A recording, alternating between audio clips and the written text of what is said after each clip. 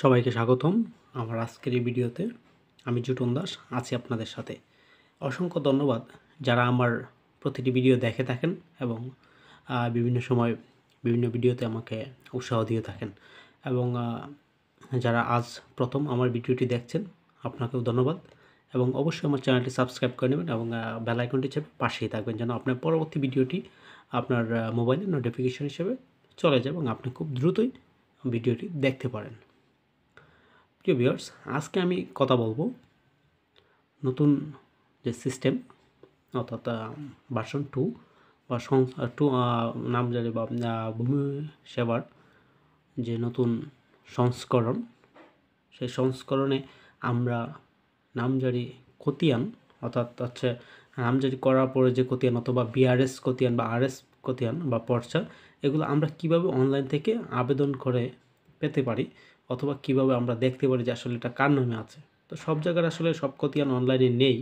BRS বা RS যেটা রেকর্ডীয় খতিয়ান এবং নামজারি খতিয়ান সবগুলোই মোটামুটি আমরা অনলাইনে পেতে পারি।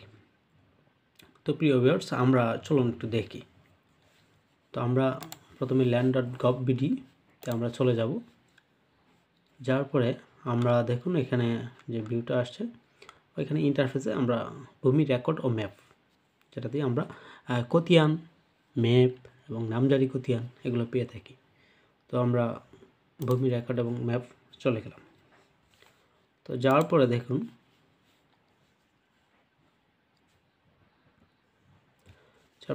এখানে আসছে সার্ভে খতিয়ান অর্থাৎ গভর্নমেন্ট যেটা আমরা রেকর্ডীয় খতিয়ান বলে থাকি, এটা হচ্ছে সার্ভে খতিয়ানে আমরা সার্চ করে পাবো। ধরুন সার্ভে খতিয়ানে আমি গিয়ে আমার বা যে কোনো একটা উপজেলা আপনি একটা খতিয়ান চাচ্ছেন, তো ময়মনসিংহের নেত্রকোনার বারটা, ধরুন বিআরএস, আপনি বিআরএস, আরএস, এসএস, সিএস, এসএটা মোটামুটি আসে না, আবার কিছু কিছু আসেও এখন অনলাইনে, ঠিক আছে। বেশ অনেকগুলো চলে আসছে দেখা যাচ্ছে এখানে। তো আবার সিএসটা আমরা একটু চেক করে দেখি আসে কিনা। সিএসটাতেও আসতেছে, ঠিক আছে, অনেক আপডেট হয়েছে। তো আমরা বিআরএসে চলে যাচ্ছি। বিআরএসে যদি আমরা পেতে চাই, ধরেন এইখানেরই একটা খতিয়ান 40 কাহানি জানেন এটা কোথায়, আচ্ছা ধরেন আমরা এই খতিয়ানটাই দেখতে যাচ্ছি বা ডাউনলোড করতে যাচ্ছি, বা আমি অর্থাৎ সার্টিফাইড কপিটা আমার দরকার। সার্টিফাইড কপিটা আমি কীভাবে পেতে পারি, তাতে হচ্ছে ডাবল ক্লিক করতে হবে। ডাবল ক্লিক করলে তখন আপনারা চলে আসবে বিভাগ ময়মনসিংহ 98 খতিয়ান, জেলা 12টা, বিআরএস 340 কাহানিয়া। ওই খতিয়ানে জমি আছে কতটুকু, 22%, মানে একরেই সব দেওয়া, তো 22% যে কজন নাম এখানে। তো এখন হচ্ছে সংশোধন প্রয়োজন, আপনার কি সংশোধন করতে চান কিনা, তাহলে এটা আসলে অন্য প্রসেস বলা চলে। সংশোধন আমরা করতে চাই, ওটা দিলে আসলে কি বলে, তো আপনার রেজিস্ট্রেশন লাগবে। আচ্ছা আমরা ওটাতে পড়ে যাচ্ছি।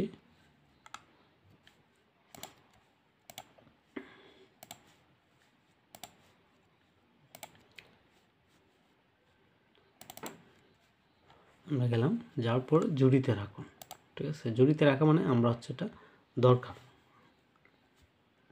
অর্থাৎ আমরা দারাজ বা অন্যান্য যে সিস্টেমগুলো থেকে কোনো কিছু ক্রয় করলে আসলে অনলাইন মার্কেটিং যেটা, ওই সিস্টেমটা ওনারা ফলো করেছেন, তখন আর জুড়িতে চলে গেল। তো জুড়ি থেকে আসলে আমি কীভাবে চাচ্ছি, অনলাইন খতিয়ানটা নিব নাকি সার্টিফাইড নিব। যদি অনলাইন নিই তাহলে আমাকে এই জেলা প্রশাসক কার্যালয় থেকে আসবে, তো আমি এভাবে দিলাম, দেওয়ার পর চেক আউট, চেক আউট দিতে হবে। চেক আউট দেওয়ার পরে দেখি আমরা কি আসে। চেক আউট দেওয়ার পরে আপনার খতিয়ানটা চাচ্ছে, ঠিক সরি আপনার অ্যাকাউন্টটা চাচ্ছে। আপনি যে অ্যাকাউন্ট খুলেছিলেন খাজনা বা ভূমি উন্নয়ন করার জন্য, সেই অ্যাকাউন্টটা দিলেই হবে, বা আপনার নামজারির জন্য যদি কোনো অ্যাকাউন্ট খুলে থাকেন সেই অ্যাকাউন্টটা দিলেও হবে, ঠিক আছে। তো আমি আমার একটা অ্যাকাউন্ট দিচ্ছি, দিয়ে আমি লগ ইন করছি। আমি পাসওয়ার্ড এবং আমার আইডি থেকে লগ ইন করেছি, দেখুন এখানে দেখাচ্ছে, ঠিক আছে। এই যে আমি দিয়েছিলাম সরাসরি আমার এখানে চলে যাচ্ছে। ধরুন আমি আবার ফিরে গেলাম, তো এখানে গিয়ে যদি এখানে ক্লিক করি, চেক আউট দেওয়ার পরে এরকম আসবে অনলাইন। আমি অনলাইনে চেয়েছি, তো অনলাইনের সাথে সাথে পেমেন্ট দিতে হবে। ঠিক আছে, অনলাইনে কত টাকা নেবে? 100 টাকা। ঠিক আছে, মোট 100 টাকা। আমি যদি এখানে পেমেন্টটা দিই 7,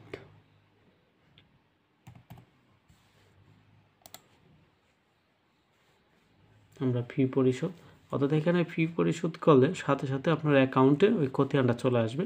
তো এটা আমার আসলে দরকার নেই, তাই আমি ওভাবে নিচ্ছি না। তো বিকাশ দেওয়ার পরে আপনার এখানে দিলে তারপর আপনি পেমেন্ট করলেন, পেমেন্ট করলে আপনার অটোমেটিক পেয়ে যাবে। ঠিক আছে, তো আমরা একটু ব্যাকে যাচ্ছি, ব্যাকে গিয়ে তখন আপনি আবার আইডি থেকে সরাসরি ইয়ে করতে পারবেন। ঠিক আছে,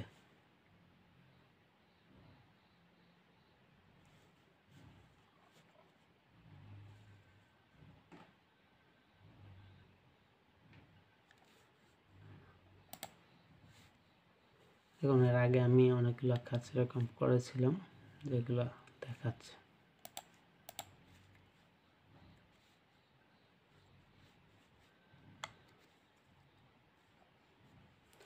আচ্ছা, আমরা একটু ব্যাকে যাচ্ছি।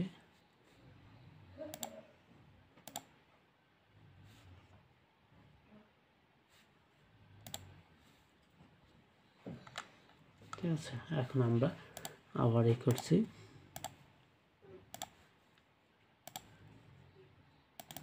ঠিক, আমরা ওটাতেই আমরা জুড়িতে রাখলাম। জুড়িতে রাখার পরে আমরা চাচ্ছি হচ্ছে সার্টিফাইড কপি।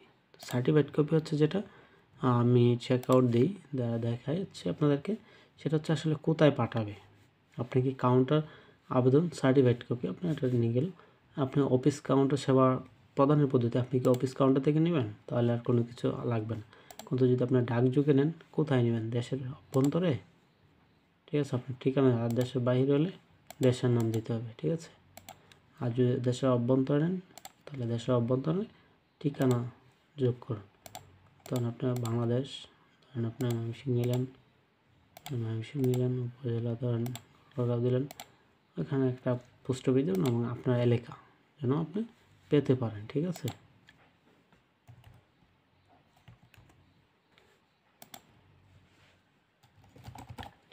ঠিক আছে, তারপর আপনি যোগ করে দিলেন। দেখুন এটা নিয়ে নিয়েছে। ডিফল্ট ঠিকানা পরিবর্তন করুন, আর অথবা ঠিকানা আরও যোগ করতে চাইলে ঠিক পেমেন্ট সিস্টেমটা আপনারা দিয়ে পরিশোধ করুন, চলে যাবেন। এখানে আপনার নিবে হচ্ছে কুরিয়ার ফি বাবদ পোস্ট ফি 40 টাকা, আর আপনার খতিয়ান ফি 100 টাকা। তাহলে আপনি পাবেন হচ্ছে আপনার যে সার্টিফাইড খতিয়ান, যেটা বলে সার্টিফাইড খতিয়ানটি। ঠিক আছে, তো আমরা মোটামুটি এটা আপনারা কনফার্ম হয়েছেন যে কীভাবে আপনি এটা পেতে পারেন।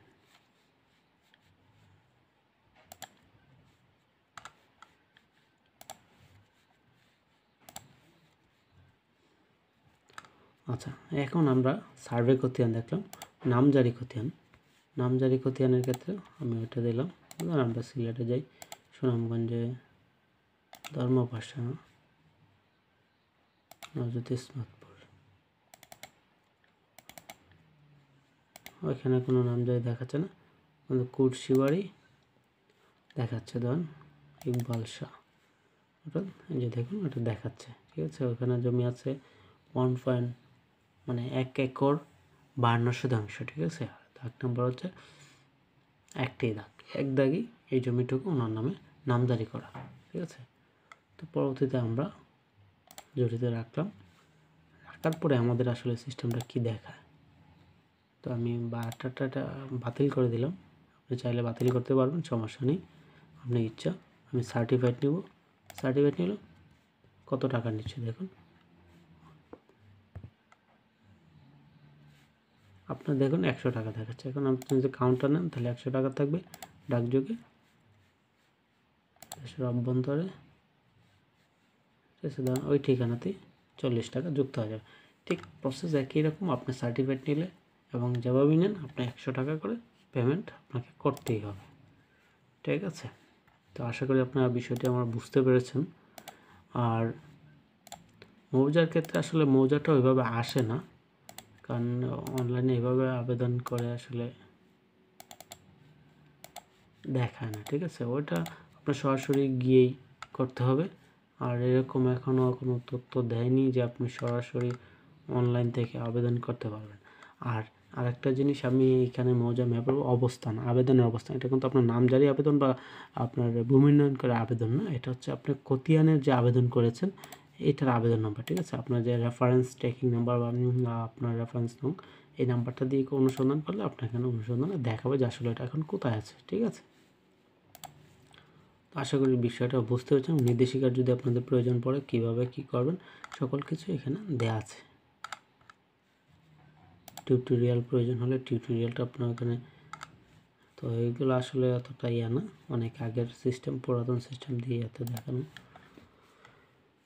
তো প্রিয় ভিউয়ার্স, আশা করি আপনারা বিষয়টি বুঝতে পেরেছেন এবং যদি কোনো প্রবলেম ফেস করেন অবশ্যই আপনি আমার ভিডিও কমেন্টসে জানিয়ে দেবেন, আমি আপনাদেরকে সলিউশন দেওয়ার চেষ্টা করব, অথবা আমি আপনাদেরকে প্রতি ভিডিওতে একটা সলিউশন দিয়ে দেব। এবং কমেন্টস করলে অবশ্যই আমি কমেন্টসে রিপ্লাই করব, এতে কোনো কনফিউশন নেই, ঠিক আছে? তো ভালো থাকবেন এবং ভিডিওটি লাইক, কমেন্টস এবং শেয়ার করে ছড়িয়ে দিবেন সবার মাঝে, সবাই যেন দেখতে পারে। তো এ পর্যন্তই, ভালো থাকবেন, ধন্যবাদ।